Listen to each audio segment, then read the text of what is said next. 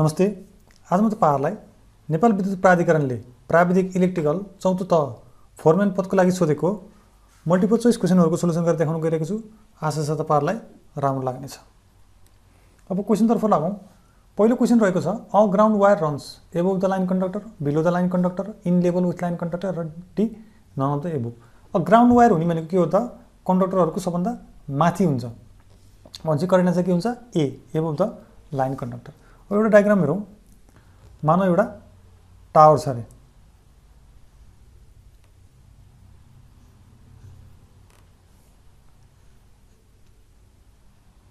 यो R phase भयो, यो वाई फेज र यो बी फेज छ। भनेपछि अब हामीसँग तीनटा थ्री फेज को कन्डक्टरहरु छ। भनेपछि ग्राउन्ड वायर कहाँ हुन्छ त? ग्राउन्ड वायर सबभन्दा टपमा राखेको हुन्छ। अनि यसलाई के पनि भनिन्छ? ओभरहेड ग्राउन्ड वायर पनि भनिन्छ। र यसलाई के गरिन्छ? रेगुलर इन्टरभलमा के अर्थिङ गरे हुन्छ हैन। त्यही भएर लाइटिङ पर्दाखेरि के हुन्छ? यो सबभन्दा टपमा भएकोले लाइटिङ यसमाथि पर्छ र यसले ग्राउन्डमा डिस्चार्ज गरिदिन्छ। जसले गर्दाखेरि अरु कन्डक्टर जुन लाइन कन्डक्टर हुन्छ आर वाई बी त्यसमा चाहिँ लाइटिङ पर्न पाउँदैन र बचाउँछ। त्यो करेक्ट आन्सर के हुन्छ? A above the line conductor. 2 number छ the current system by which the electrical energy can be transmitted is low voltage DC system, high voltage AC system, high voltage DC system र D both B and C. अब transmission गर्ने भनेको त high भोल्टेजमा मात्रै हो, लो भोल्टेजमा हुँदैन हैन। भनेपछि करेक्ट आन्सर के हुन्छ? Both B and C. नेपालमा चाहिँ एसी सिस्टम मात्रै युज भए तर विदेशमा के हुन्छ? डीसी सिस्टम पनि युज गरिरहेछ र एसी। त्यही भएर करेक्ट आन्सर के हुन्छ? बोथ बी एन्ड सी चाहिँ ट्रान्समिसनको लागि युज हुन्छ। अब एसी सिस्टम कस्तो हुन्छ र डीसी सिस्टम कस्तो हुन्छ हेरौं। अब एसी मा के हुन्छ भन्दाखेरि एउटा जेनेरेटिङ स्टेसन हुन्छ। जेनेरेटिङ स्टेसनले जेनेरेसन गर्यो, त्यसलाई के गरिन्छ? स्टेप अफ गरिन्छ। भोल्टेजलाई स्टेप अफ गरिन्छ र के गरिन्छ? ट्रान्समिसन गरिन्छ। र ट्रान्समिसन गरेपछि के हुन्छ? इन्डमा पुगिसकेपछि त्यसलाई फेरि स्टेप डाउन गरिन्छ। भोल्टेजलाई स्टेप डाउन गर्यो, स्टेप डाउन गरेर अब यसलाई के दिन्छ त? लोडलाई दिन्छ। यो भने कस्तो सिस्टम हो त? यो HB high voltage AC system हो। अब डीसी सिस्टममा कस्तो हुन्छ भन्दाखेरि जेनेरेसन स्टेसनमा जेनेरेसन हुन्छ, त्यसलाई स्टेप अफ गर्यो, भोल्टेजलाई स्टेप अफ गर्यो हैन। स्टेप अफ गरेपछि अब सिधै ट्रान्समिट गर्दैन। यसलाई के गर्छ त? अब यहाँ यो कन्भर्टिङ स्टेसन हो। Converting station. कन्भर्टिङ स्टेसन भनेपछि के हुन्छ? यसले अब एसी लाई डीसी मा कन्भर्ट गर्छ र यसलाई ट्रान्समिट गर्यो। फेरि यहाँ के हुन्छ? अर्को इन्डमा पुगिसकेपछि यहाँ अर्को कन्भर्टिङ स्टेसन हुन्छ। यसले के गर्छ त? यसले डीसी लाई फेरि एसी मा कन्भर्ट गर्छ। अब एसी मा कन्भर्ट भइसकेपछि यसलाई अब स्टेप डाउन गर्यो। यो भोल्टेजलाई के गर्छ? स्टेप डाउन गर्छ र लोडलाई दिन्छ हैन। अब यस्तो चाहिँ के हुन्छ? High voltage DC system HB DC भयो। ल अर्को क्वेशन हेरौँ। Which of the following is not used for transmission and distribution of electric power? Copper, tungsten, steel र एल्युमिनियम। कपर युज हुन्छ, एल्युमिनियम पनि युज हुन्छ। अनि युज नहुने के हो त? टंगस्टन। टंगस्टन केमा युज हुन्छ? यो चाहिँ फिलामेन्ट, फिलामेन्ट अफ ल्याम्प। ल्याम्पको फिलामेन्टमा युज गरिन्छ टंगस्टनलाई हैन। अब स्टीलको चाहिँ के हुन्छ भन्दाखेरि चाहिँ स्टील चाहिँ इन कम्बिनेसन केसँग त? एल्युमिनियमसँग युज गरिन्छ। Use with aluminium. र त्यस्तो कन्डक्टरलाई के भन्छ? एसीएसआर भन्छ हैन। Aluminium conductor steel reinforce mainly यही युज हुन्छ। र कतै कतै स्टीलको मात्र ग्याल्भनाइज स्टीलको चाहिँ ग्याल्भनाइज स्टील चाहिँ कहाँ युज गरिन्छ भन्दाखेरि भेरी लङ स्पानमा। ग्याल्भनाइज स्टील मात्रै चाहिँ एकदम लामो स्पान छ भने त्यस्तोमा युज गरिन्छ हैन। नत्र धेरै ठाउँमा के हुन्छ त? स्टील भनेको चाहिँ एल्युमिनियमको कम्बिनेसन सहित युज हुन्छ। त्यसलाई त्यस्तो कन्डक्टरलाई के भन्छ? Aluminium conductor steel reinforced. त्यही भएर युज नहुने भनेको चाहिँ के हो? टंगस्टन हो। 4 मा छ 8 secondary substation the voltage is step down to. Correct answer के हुन्छ? 11। सेकेन्डरी सबस्टेसनमा भोल्टेज चाहिँ केमा हुन्छ? 11 मा डाउन गर्छ। अब कस्तो सबस्टेसन सेकेन्डरी सबस्टेसन भन्दाखेरि हाई भोल्टेज अथवा एक्स्ट्रा हाई भोल्टेजलाई यदि त्यो सबस्टेसनले कतिमा त 11 मात्रै हैन 11 अथवा 6.6 अथवा 3.3 किलो भोल्टमा यसले स्टेप डाउन गर्छ भने त्यस्तो सबस्टेसनलाई के भन्छ सेकेन्डरी सबस्टेसन भनिन्छ हैन।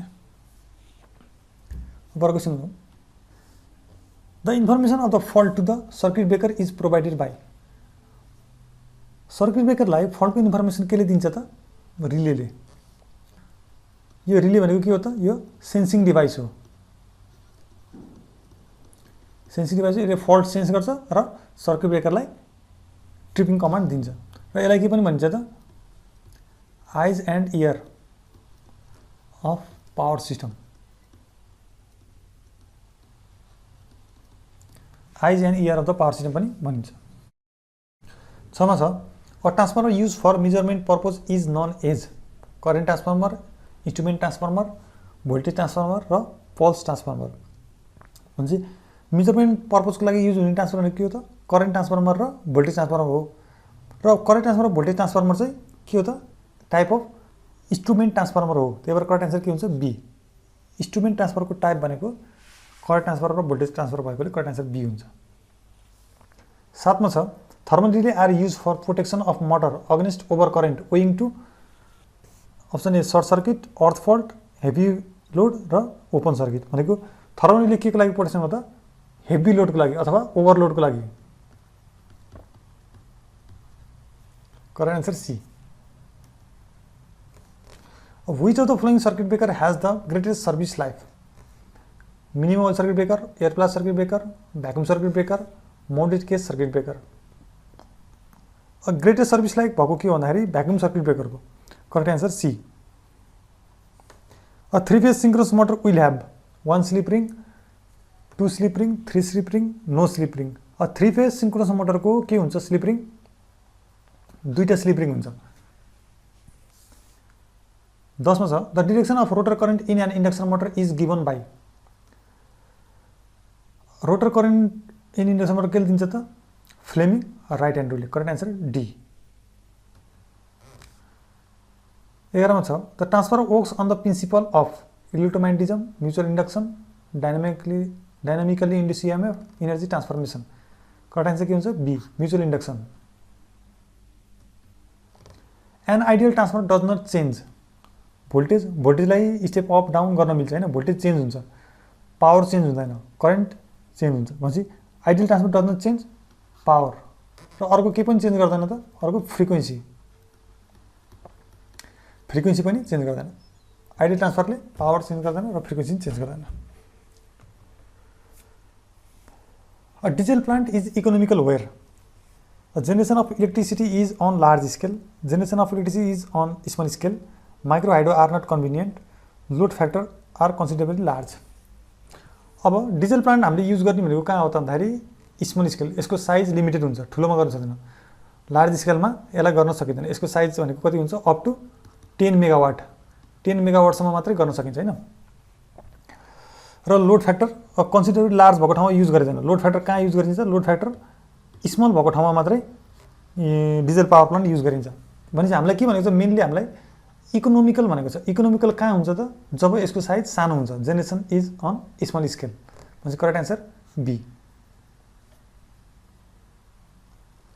अब micro hydro are not convenient भनेर अब माइक्रो हाइड्रो कन्भिनियन्ट नभएको ठाउँमा डिजेल इकोनोमिकली हुन्छ भन्ने छैन हैन। अरू पनि हुनसक्छ, सोलर युज गर्न सकिन्छ, विन्ड युज गर्न सकिन्छ हैन। माइक्रो हाइड्रो कन्भिनियन्ट छैन भने डिजेल इकोनोमिकल नहुन सक्छ। त्यही भएर करेक्ट एन्सर के हुन्छ B. The commercial source of energy is solar, wind, biomass, B fossil fuel, hydro and nuclear energy, wood, animal waste and exhaust waste, none of the above. Commercial source of energy भनेको के हो त fossil fuel, hydro power र nuclear energy हो। अब wood, animal waste, agricultural waste भनेको यो के हो त नन कमर्सियल हो। यिनीहरू चाहिँ नन कमर्सियल हो। अब इन्डिकेटिङ इन्स्ट्रुमेन्ट मेजर, इन्डिकेटिङ इन्स्ट्रुमेन्टले के मेजर गर्छ त आरएमएस भ्यालु। आरएमएस भनेको के हो रुट मिन स्क्वायर, यसको फुल फर्म चाहिँ रुट मिन स्क्वायर होइन। The property of a conductor due to which it passes the current is, कन्डक्टरको प्रोपर्टी जसले चाहिँ करेन्ट पास गर्छ त्यसलाई के भनिन्छ? कन्डक्टेन्स। र यसको युनिट के हुन्छ? कन्डक्टेन्सको युनिट साइमेन्स हैन, यस, अथवा एमएचओ, एमएचओ पनि लेखिन्छ।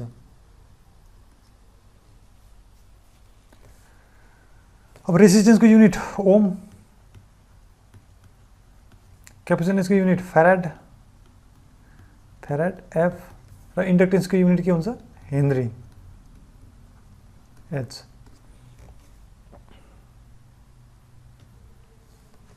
The equivalent resistance of a series circuit is equal to the ... of the individual resistance in the circuit. Product, sum, reciprocal, product of the reciprocal. अब रेसिस्टेन्स सिरिजमा छ भने के हुन्छ त? इन्डिभिजुअल रेसिस्टेन्सको सम हुन्छ। Correct answer B. कस्तो छ? यो R1 छ, यो R2 छ भने R इक्विभ्यालेन्ट इक्वल टु के हुन्छ त? R1 प्लस R2 हुन्छ सिरिजमा, त्यही भएर सम हुन्छ। Kirchhoff's current law is applicable to only close loop in the network, electronic circuit, junction in the network र इलेक्ट्रिक सर्किट। अब किर्चोफ्स करेन्ट ल लाउने भनेको के हो त? जङ्सनमा अथवा नोडमा लाउने होइन। क्लोज लुपमा लाउने भनेको के हो? केबिएल। केबिएल चाहिँ केमा हुन्छ? क्लोज लुपमा लाइन्छ। र केसिएल चाहिँ के हुन्छ? जङ्सनमा लाइन्छ। केसिएलले के भन्छ भन्दाखेरि कुनै एउटा पोइन्टमा इनकमिङ करेन्टको सम इक्वल टु के हुन्छ त? आउटगोइङ करेन्टको सम हुन्छ हैन।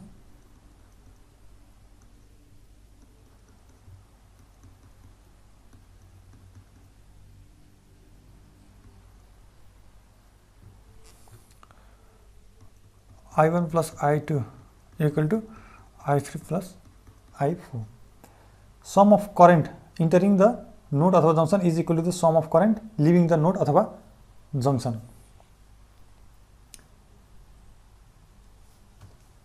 When a simple conductor carries a steady current, the potential difference between any 2 points on the conductor is directly proportional to the current and resistance of the current expressed as follow. यो question थ्योरीमा थोरै बिग्रे जस्तो छ हैन। अब माथिको डेफिनेसनलाई नै express गर्ने हो भने चाहिँ करेक्ट आन्सर के हुन्छ? डी हुन्छ, भी इक्वल टु आइआर। हामीलाई जे भनेको छ त्यही गर्दाखेरि अब पोटेन्शियल डिफरेन्स भनेको छ, भी लेख्यो हैन, डाइरेक्टली प्रोपोर्सनल टु के भन्छ? करेन्ट र रेजिस्टेन्स भनेको छ। अब यो खास डाइरेक्टली प्रोपोर्सनल हुँदैन, इक्वल टु नै हुन्छ। म्याथमेटिकली त के छ? यो पनि करेक्ट छ। किन? अब यसलाई क्रस मल्टिप्लाई गर्ने योबाट के आउँछ? V equal to I into R A आउँछ। तर हामीलाई यहाँ डेफिनेसन दिएर एक्सप्रेस फलो भनेपछि अब पहिला पोटेन्शियल छ, पोटेन्शियल राख्यो हैन, अनि करेन्ट रेजिस्टेन्स जे छ त्यही गर्ने। Correct answer D. Mathematically C पनि करेक्ट छ, तर एक्सप्रेस गर्ने भनिसकेपछि करेक्ट आन्सर के लेख्छ? डी नै लेख्नु। 20 मा छ 3 resistance of 10 ohm, 15 ohm and 30 ohm are connected in parallel. The total resistance of the combination is. अब 3टा रेजिस्टेन्स दिएको छ। अब त्यसको प्यारललमा कम्बिनेसन गर्दा के थाहा छ हाम्रो formula? 1/R equivalent equal to 1/R1 plus 1/R2 plus 1/R3 equal to के हो त? 1/10 प्लस 1/15 प्लस 1/30। अब यो सबैको एलसिएम लियो के हुन्छ? 33 प्लस 2 प्लस 1 इक्वल टु कति भयो? 6/30। पछि 1/R equivalent equal to 1/5। Therefore R equivalent equal to 5 ohm. Correct answer के हुन्छ? ए। अब अर्को क्वेसनमा जाउँ। नेपालमा 8000 मिटर भन्दा बढी उचाइ भएका हिमशिखरहरू कतिवटा छन्? 8000 भन्दा बढी उचाइ भएका 8वटा छन्। सम्झिनुहोस् त, 8000 भन्दा बढी भएको 8वटा। सम्झिन सजिलो छ। नेपालको कुल क्षेत्रफल मध्ये हिमाली प्रदेशले कति प्रतिशत भूभाग ओगटेको छ? हिमाली प्रदेशले 15% भूभाग ओगटेको छ। Correct answer D. नेपालमा बैदम ताल भनेर कुन ताललाई चिनिन्छ? रारा ताल, सेफक्सुन्डु ताल, तिली ताल र फेवा ताल। बैदम ताल भनेर फेवा ताललाई चिनिन्छ। Correct answer D. 24 छ द्यायमध्ये हिमाली प्रदेशमा पर्ने जिल्ला कुन चाहिँ होइन। हिमाली प्रदेशमा पर्ने कुन होइन भनेको छ भनेपछि रसुवा, मनाङ, पाँचथर र सोलुखुम्बु। करेक्ट आन्सर के हुन्छ? सी, पाँचथर चाहिँ पर्दैन। नेपाल विद्युत प्राधिकरणको स्थापना कहिले भएको हो? नेपाल विद्युत प्राधिकरणको स्थापना भनेको 2042 साल भदौ 1 गते होइन। करेक्ट आन्सर ए। अथवा के हुन्छ 1985 अगस्त 16। इङ्ग्लिस डेट चाहिँ के हो त 1985 अगस्त 16। 2042 साल भदौ 1 गते अथवा 1985 अगस्त 16। नेपाल विद्युत प्राधिकरण सञ्चालक समितिको अध्यक्ष को हुने व्यवस्था छ? ऊर्जा सचिव, कार्यकारी निर्देशक, ऊर्जा मन्त्री, नेपाल सरकारले तोकेको ऊर्जा विज्ञ। सञ्चालक समितिको अध्यक्ष के हुन्छ? ऊर्जा मन्त्री। Correct answer C. माथिल्लो त्रिशुली 3A जलविद्युत आयोजना नेपाल विद्युत प्राधिकरणको कुन निर्देशनालय मातहतमा सञ्चालित छ? उत्पादन, वितरण तथा ग्राहक सेवा, अर्थ, प्रशासन। अब यो हाइड्रो पावर भएकोले के हुन्छ? जेनेरेसनको उत्पादन निर्देशनालय हेर्छ। अब माथिल्लो त्रिशुली 3A को क्यापेसिटी कति हो त? यो 60 मेगावाटको हो र यो के हो त? ROR स्किम हो भनेको यो के हो? Run of river type, run of river type scheme होइन र 60 मेगावाटको हुन्छ। नेपाल विद्युत प्राधिकरणको आधिकारिक वेबसाइट द्यायमध्येको कुन हो? विद्युत प्राधिकरणको वेबसाइट भनेको www.nea.org.np। Correct answer C. 29 मा नेपालले अन्तर्राष्ट्रिय एकदिवसीय क्रिकेटमा मान्यता कहिले प्राप्त गरेको हो? नेपालले ओडिआईको मान्यता प्राप्त गरेको 2018। अझ विस्तृतमा हेर्दा के हुन्छ त 2018 मार्च 15 मा होइन। मार्च 15 मा मान्यता प्राप्त गरेको र पहिलो गेम खेलेको चाहिँ कहिले त? अगस्त 1 मा कोसँग?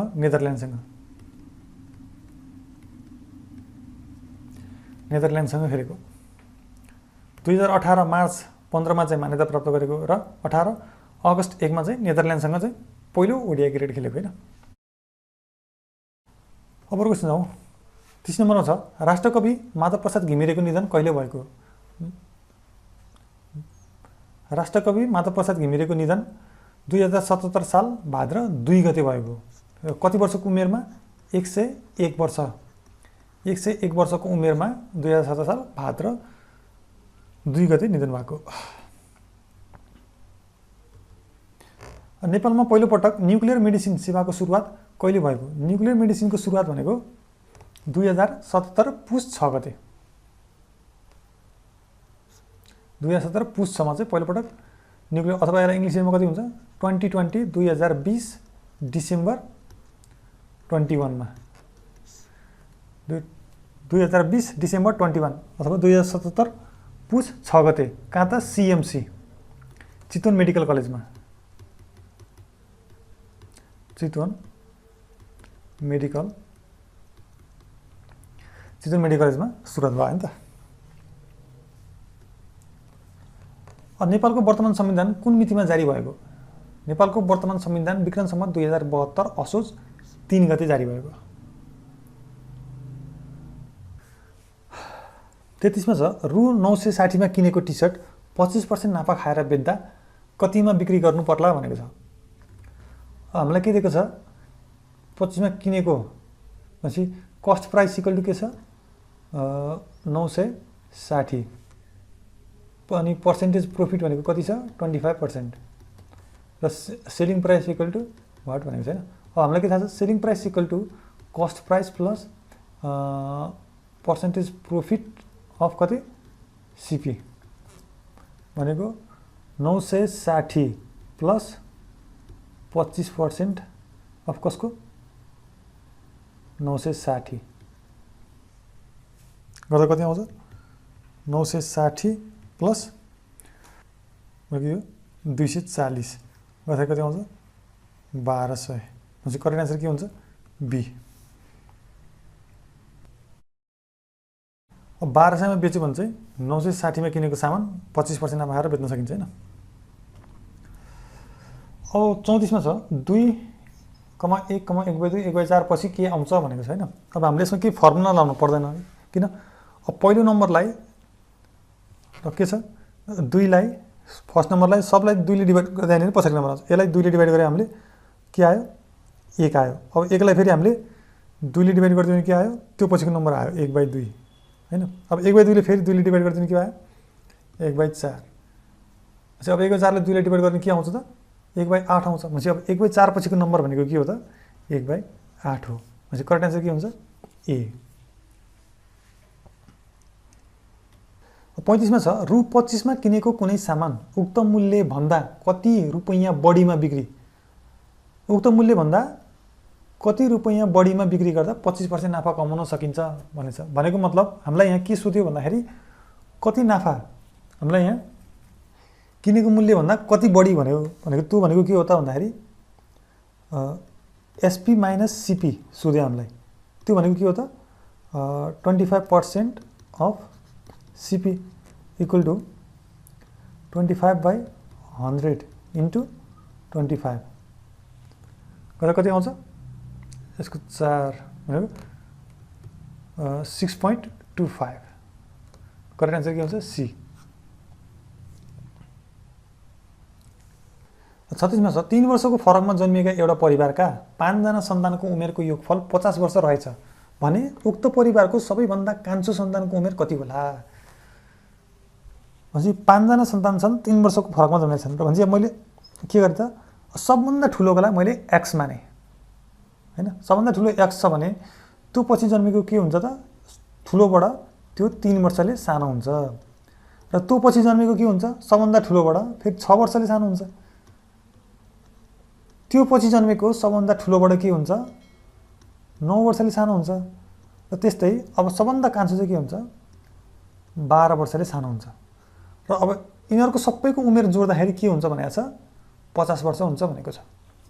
म्हणजे अब यो सल्भ गर्दा के आउँछ 5x minus 30 equal to 50 x equal to 50 plus 30 by 5 भनेको x equal to कति आउँछ 16 आउँछ।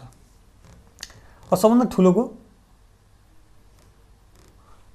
उमेर 16 रहेछ 16 वर्षको रहेछ सबभन्दा ठुलो। भने सबभन्दा सानोको उमेर कति हुन्छ त x minus 12 हुन्छ। भने x भनेको कति छ अब सबभन्दा ठुलोको उमेर कति आयो 16 वर्ष आयो। भने हामीलाई के सोधेको छ सबैभन्दा कान्छो सन्तानको उमेर सोधेको छ। अब हामीले सबभन्दा कान्छोलाई के मानेको थियौं x minus 12 मानेको थियौं। कान्छोको उमेर भनेको के हो त x minus 12 हो। अब x भनेको कति छ हामीसँग 16 minus 12 इक्वल टु 4। सबभन्दा कान्छोको उमेर कति भयो त 4 वर्ष। Correct answer be.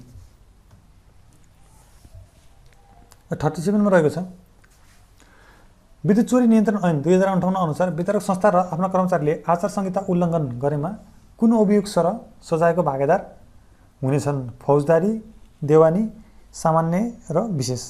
Correct answer के हुन्छ फौजदारी। 38 मा छ विद्युत चोरी नियन्त्रण सम्बन्धी नियमावली 2059 अनुसार कुनै संस्थाको विद्युत आपूर्ति बन्द गर्नु परेमा सम्बन्धित सरकारवालालाई वितरकले कति दिन अगावै सार्वजनिक सूचना मार्फत जानकारी दिनुपर्दछ। ए मा 7 दिन, बी मा 15 दिन, सी मा 21 दिन र डी मा 30 दिन। र करेक्ट आन्सर के हुन्छ बी 15 दिन अगावै सूचना दिनुपर्दछ। 39 मा रहेको छ विद्युत चोरी नियन्त्रण सम्बन्धी नियमावली 2059 अनुसार विद्युत चोरी कसुर सम्बन्धी सूचना दिने व्यक्तिलाई हानि नोक्सानी तथा क्षतिपूर्ति बापत तिरेको रकमको कति प्रतिशत पुरस्कार दिन सक्ने प्रावधान छ। हानि नोक्सानीको 20% चाहिँ पुरस्कार दिने व्यवस्था छ हैन प्रावधान छ। Correct answer C. विद्युत लाइन काट्न सकिने अवस्था तलका मध्ये कुन हो। निर्धारित समयभित्र विद्युत महसुल नतिरेमा, बढी विद्युत खपत गरेमा, टेलिभिजन र कम्प्युटर बढी ल्याएमा र मिटर बक्स बिगारेमा। लाइन काट्ने भनेको के हो मिटर बक्स बिगारे नि काट्न सकिन्छ हैन। यो फेरि अब कस्तो जान्छ मिटर बक्समा छेडखानी भयो भने त्यो चोरीतर्फ जान्छ। तर लाइन काट्ने जुन लाइन काट्ने भनेको छ त्यो चाहिँ खास निर्धारित समयभित्र विद्युत महसुल नतिरेमा हो हैन। अब मिटर रिडिङ भएको मितिले 60औं दिनसम्म पनि बिल भुक्तानी गरेन भने 61औं दिनबाट बिना सूचना जुन बेला पनि लाइन काट्न सकिन्छ। भने के हुन्छ निर्धारित समयभित्र विद्युत महसुल नतिरेमा। Correct answer A. अब install capacity of upper Tamakoshi hydro power plant is, तामाकोसीको क्यापेसिटी कति हो त 456 मेगावाट। अब what is the structure of NEA, flat, vertical integrated, horizontal, none of the above. NEA चाहिँ के हो, भर्टिकल्ली इन्टिग्रेटेड संस्था हो। Which method of voltage control is applied for long line AC transmission, voltage control गर्नलाई long transmission लाइनमा के use गरिन्छ त switching by shunt reactor use गरेर गरिन्छ। Correct answer C. Which of the following method is perform periodically कुन test perform गरिन्छ, एमा छ maintenance testing, repair testing, manufacture test र अल अफ द एबभ। अब म्यानुफ्याक्चर टेस्ट भनेको के हुन्छ, सामान बनाइसकेपछि त्यसले ठिक चलायो कि चलाएन भनेर सुरुमा सप्लाई गर्नुभन्दा पहिला गर्ने टेस्टलाई म्यानुफ्याक्चर टेस्ट भन्छ। रिपेयर टेस्ट भनेको बिग्रेपछि गर्ने टेस्ट होइन। र मेन्टेनेन्स टेस्टिङ भनेको चाहिँ के हुन्छ, पिरियोडिकल्ली गरिन्छ, उपकरणहरू ठिक तरिकाले चलिरहोस् भनेर गरिने टेस्टलाई चाहिँ के भन्छ, मेन्टेनेन्स टेस्ट भन्छ। करेक्ट एन्सर के हुन्छ, ए। 45 मा छ which of the following is not symptom of a person for electric shock, electric shock लागेको मान्छेको कुन चाहिँ सिम्पटम होइन भनेको छ। अब लस अफ कन्सियसनेस, अब करेन्ट लाग्दाखेरि मान्छे बेहोस हुनसक्छ, यो नि हुन्छ होइन। बर्न्स भनेको अब करेन्ट लागेपछि आगोले पोले जस्तो पोलेको दागहरू, पोलेको घाउहरू चाहिँ हुन्छ, रिङ्गटा लाग्न सक्छ मान्छेलाई। र डी फिभर, ज्वरो चाहिँ नहुनसक्छ मान्छे अलि नमिल्दो भनेको के छ, option D fever. Which sequence is followed first while closing the circuit breaker close गर्ने बेलामा सिक्वेन्समा सबभन्दा पहिला के फलो गरिन्छ भनेको छ। क्लोज द आइसोलेटर भनेपछि open the earthing switch, close the circuit breaker, all of the above. Sequence भनेको छ भनेपछि यो अल अफ द त्यतिकै नि मिलेन। सबभन्दा पहिला गर्नुपर्ने भनेको के हो त भन्दाखेरि अर्थिङ स्विच खोल्ने। आइसोलेटरमा के गरिन्छ, पहिला आइसोलेटर काटेर हामीले अर्थिङ गरे हुन्छ। अब सर्किट ब्रेकर क्लोज गर्ने बेलामा सबभन्दा पहिला के गरिन्छ त अर्थिङ स्विच खोल्न पर्यो, त्यहाँबाट आइसोलेटर बन्द गर्न पर्यो, अनि बल्ल सर्किट ब्रेकर क्लोज गर्नु पर्यो होइन। भनेपछि करेक्ट एन्सर के हुन्छ, बी, ओपन अर्थिङ स्विच। जुन अर्थिङ गरे हुन्छ त्यसलाई चाहिँ हटाउनु पर्यो। The luminous efficiency of a sodium vapour lamp is about, sodium vapour ल्याम्पको लुमिनियस इन्टेन्सिटी भनेको कति हुन्छ, 50 lumen per watt. Correct answer C.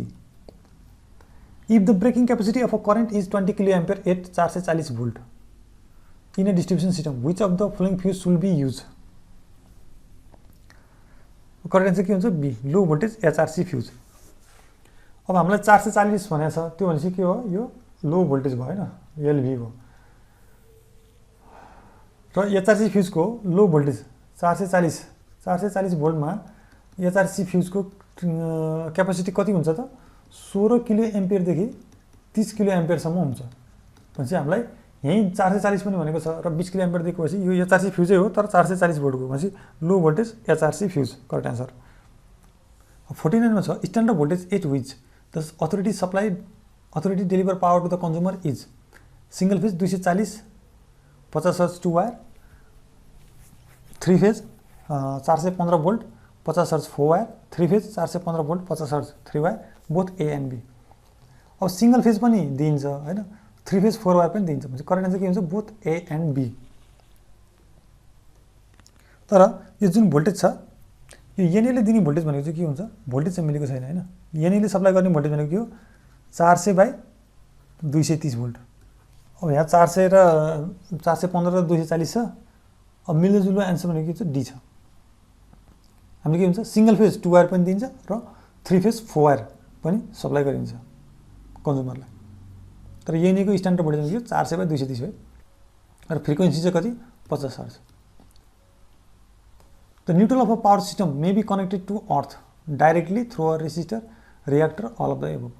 Neutral चाहिँ के हुन्छ पावर सिस्टमको, अल अफ द एबभ जसरी गर्नुहुन्छ। मानौँ एउटा के छ त, अब स्टार पोइन्ट छ अरे ल, भनेपछि यसलाई अब हामीले के हुन्छ, डाइरेक्टली पनि अर्थिङ गर्न सकिन्छ होइन, अथवा यसलाई रेसिस्टेन्स युज गरेर पनि अर्थिङ गर्न सकिन्छ। यसलाई के भन्छ त, रेसिस्टेन्स अर्थिङ पनि भनिन्छ होइन। अथवा यसलाई के गर्न सकिन्छ त, यसलाई कुनै कोइल इन्डक्टर युज गरेर पनि अथवा रियाक्टर युज गरेर पनि अर्थिङ गर्न सकिन्छ, कोइल युज गरेर। यो सबै मेथड युज गर्न सकिने भएकोले करेक्ट एन्सर के हुन्छ, डी, अल अफ द एभो। यिनै थिए 2048 सालमा फरेन पदको लागि सोधेको मल्टिपल चोइस क्वेसनहरू। आशा छ तपाईँहरूले धेरै कुरा सिक्ने मौका पाउनुभएको छ। यदि तपाईँलाई यो भिडियो राम्रो लाग्यो भने कृपया च्यानल सब्स्क्राइब गर्नुहोला र भिडियोलाई लाइक गरी आफ्नो साथीभाइहरूलाई पनि सेयर गर्नुहोला। र म यस्तै जानकारीमूलक भिडियो लिएर फेरि आउने नै छु। त्यतिखेरसम्मको लागि बिदा दिनुहोला। हस्त नमस्ते।